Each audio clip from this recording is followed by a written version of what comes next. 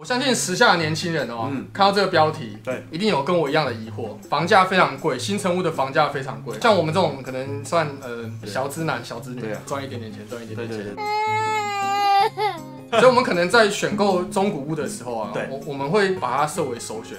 可是中古屋感觉又像中古车一样，想买却又不敢买，还要触碰，可是又不敢太靠近。今天你不管是买新的，或是买中古的，你一定会是希望现在你想要买的这个物件格局跟装潢上做个整体性的规划。这个时候就会牵扯到一个很现实的问题，预算。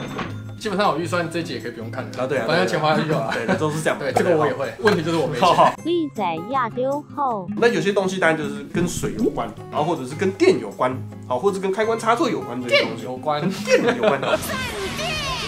这些东西是跟我们息息相关，甚至是说你立刻更换下去，马上帮你的居家安全系数做提升。有些东西叫做保险。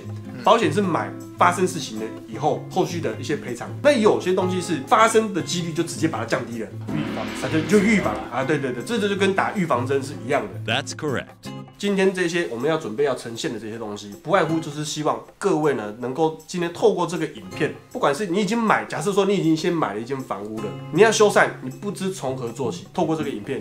让你心中有个底，哪些事可以先做，哪些事可以慢一点做。倘若你还没有买，也可以透过这个影片知道购屋的这个价钱，后面还有一个所谓的修缮的费用，这两个加起来才是你拥有这个房屋的实际的成本。Yes。好，那我们就事不宜迟，到我们的现场来为大家解说。Go。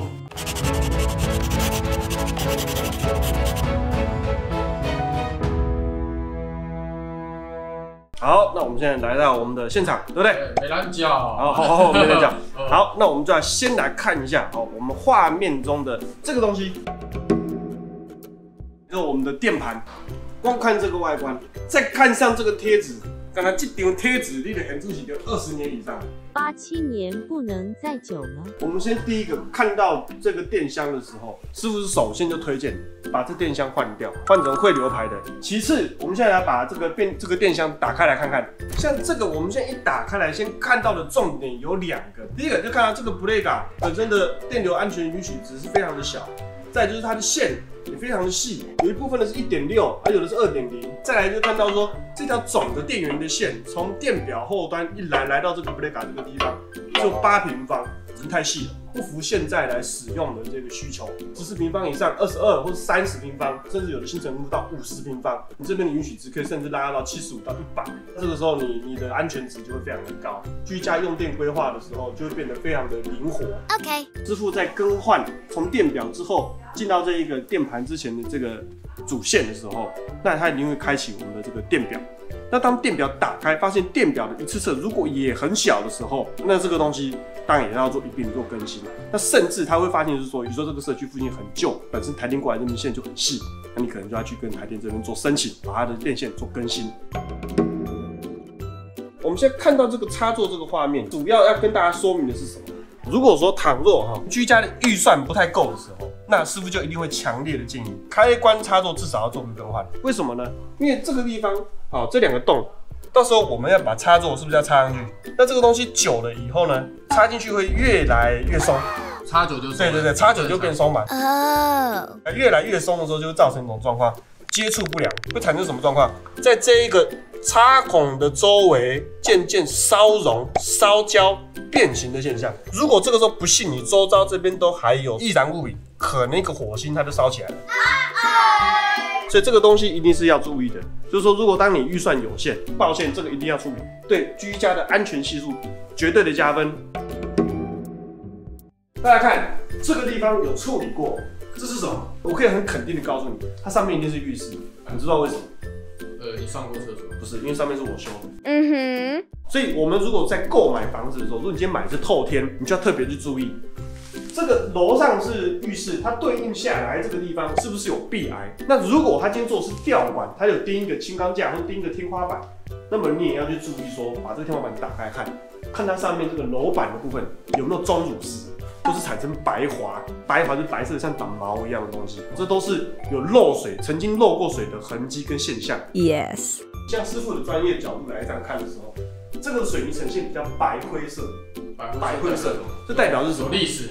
不是，它曾经漏过，但是呢，已经渐渐改善。如果真的是还是潮湿的，你手上去摸，你一定会感觉到湿润的，叫深色的颜色。如果你买的是透天，浴室下这个天花板是否有漏水现象？如果有，一定要处理哦。这边是一间浴室。我们可以看得到浴室的外墙的地方有很多的情况是说，比如说它的浴室呢是放在我们的房间的两侧，就要注意特别去看，大概腰部以下的地方是否有这种壁癌的现象，有没有斑驳？对，有没有像这种壁癌的现象？如果有这种壁癌的现象，那你就要去注意到有一个点，这个斑驳的地方，好发率最高的地方，通常在哪里？在浴缸。所以如果说你今天有心想要泡澡泡浴缸，师傅会强烈的建议你先把既有的这个浴缸摘掉，重新的把内部的瓷砖补砖补好，防水做好，我们再来去做这个浴缸。预算如果够，好，我会建议你在入住之前就把它打掉，因为打这浴缸就用的啦。好，我们来看我们的窗户。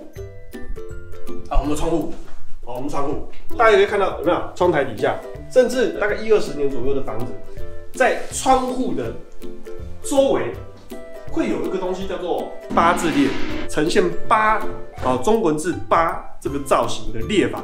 怎么裂？这样子裂，它会在窗框边边这个方向这样裂下来，裂过去，往上斜上裂过去，这个地方往上斜上裂过去。这个东西是因为说来自于水泥的收缩率，它跟这个窗框做一直接面的时候收缩率不同，所以我们通常都会去注意看到，如果你的房子有对外墙，特别留意是否有这些漏水的迹象，不要等到装潢包下去的时候，哇水又跑出来，哇迹象还严。那如果我买的时候它油漆已经漆好了怎么办？这也是大部分的很多的问题，对不对？看不出来，对，根本看不出来嘛。他要卖你之前，他全部把它敲掉，然后就把它油漆漆起来。所以这个时候在购买上合约上就要写得清楚。Yes。甚至呢，你可以请一些专家，验屋的专家，他用热像仪，他就可以看得出来这个地方含水率过高，可能有问题，他就会把它做成一本报告，列为重要性。对，列为重大，他发现的重大的屋况缺失啊。提供给委托方来做参考，后续你们自己要去怎么谈，好，这个都是可以去避免的。这个点就是列为重灾区，绝对再没有钱借钱都要去把它处理好的问题。你们看到屋外抗风型装在室内室内风也大啊，室内风也有点大嘛，对吧？好不好？这一支拜托先处理，这个比插座还更厉害更屌，杀人于无形啊！这个之厉害，我体验过。吸到一氧化碳吗？对，我们做一个很无聊的实验，但是在安全期有人 hold 住的情况底下 ，Mile 被赖。注意听哦，你的头晕跟四肢无力是同时发生，不是说我现在头晕我下来坐一下，不是。当你头晕的时候，你已经开始晕眩，你已经没力了，你可能只能爬着出去。Oh my god！ 赶快把它换掉，不然你就是装的是强制排气。你看这一支。在这边烧哈修，你看上面的都已经斑驳了，有没有看到？这个上面都是因为遇到热的关系哈修了，这个油漆都剥落了。对，都是因为过热、过高温造成的。何苦呢？不需要这个样子。另外，这个点可以算是一种选项选配。瓦斯管，我们发现它的瓦斯管是属于暗管，走在墙壁里面的。你会发现为什么它要涂油漆呢？它在防锈。这个是1楼的透天，它有些管路是走在地板底下。那走在地板底下呢，如果长期浸泡在湿润的环境底下，它是会生锈，还会穿孔、穿漏气，造成你们居家的不确定性跟一些危安的问题、潜在的风险因子。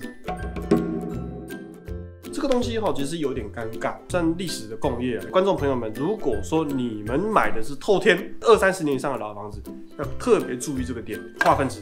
这个东西就是我们化粪池的清洁口，这是刚好这是2户房子的中线，水管以左这是1户，这边以右是1户，它是2户双拼。但当初它盖的时候有一个好处，就是它的化粪池1人1格。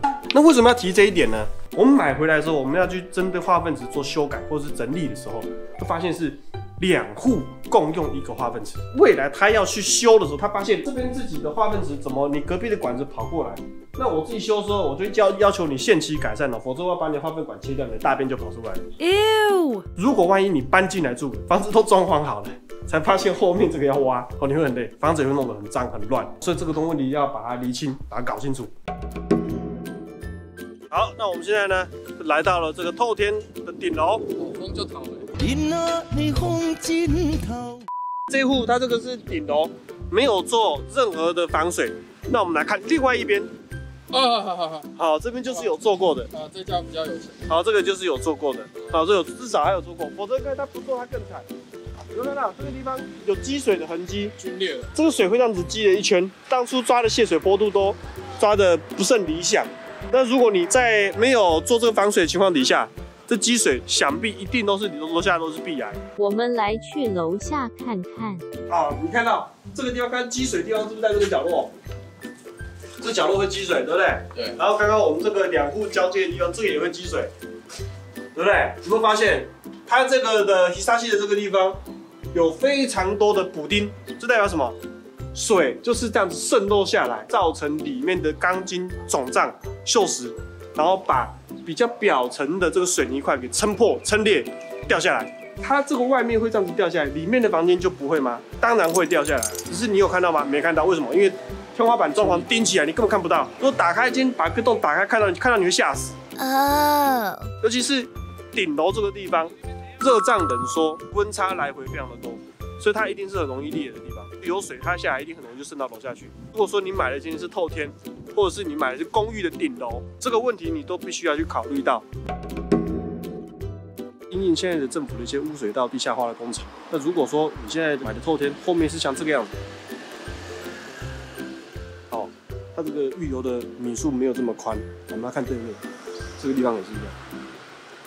好，这个我相信在台湾很多人的家里面都常看到这个问题。如果未来他这边要做污水的地下道的工程的时候，这边可能都必须要铲掉。在某些县市，有些地方已经都确实都发公文这样子执行。如果是买到是这样的房子的时候，你心中就要有一个预划，不能置入太多的预算在这一块，否则呢，花那么多把它弄得美轮美奂，到时候还是要拆掉。那当然了，这个是政府的一个美意。那我们也要为环保尽一份力量，我们尽量让这个污水进入所谓的污水的地下道，不要来污染到我们自己的饮用水。看完这么多地方，我才知道哇，原来中古屋问题好多。看一间房子 ，Oh my god， 号5告嘴，真的是有够多啊！这个东西难道是一般人你能够直接看得出来？我是看得出来墙壁有斑驳啦，但是你只是看到斑驳，你会想去处理。可是你不知道它的原因是什么。我觉得最重要是哪个，你知道吗？就是屋主把油漆漆掉以后，对，我完全不知道啊，是啊，就像中古车一样，对，整理得漂漂亮亮，开，轮子就飞走了。这个东西就是这样啊，有时候要靠经验。倘若你没有这个经验，当然你可以借重别人的经验，比如说请他陪同你到现场一起去看。但是该怎么谈这个价钱，你们自己去谈，因为那就是别人的精华。Yes。话又说回来了，有没有一些东西是真的一定要立刻去着手？对，就是我们刚刚讲了这么多，有没有是什么一定要立即，就是一定不能放掉要着手？一定不能放掉的，就是很2个字嘛，最点嘛。好，谢谢大家，拜。讲中文。开玩笑，最主要就是讲哈，开关插座一定要先换掉。开关插座是第一个，其次再来就是说这个线路已经过于老旧，室内把它全部抽换线。其次呢，就是水的部分，看一下那个浴室的正下方。还有没有滴水的问题？第3个，人命关天了。大家有认真看你就知道我在讲什么。有什么？强制排气啊。Yes。屋外型拜托不要再装在室内，赶快换成强制排气，不用等出事再来善后了。把这些预算投资在真正帮助你居家的生活的安全系数的地方。OK。好，那以上就是今天宅水电的内容。是。那如果你对于这些中古屋啊，还有一些问题的话，欢迎在我们影片下方留言。是的。好，记得每周5晚上6点半敬请准时收看 YouTube 宅水电。拜拜。拜拜。走了，去买房子了。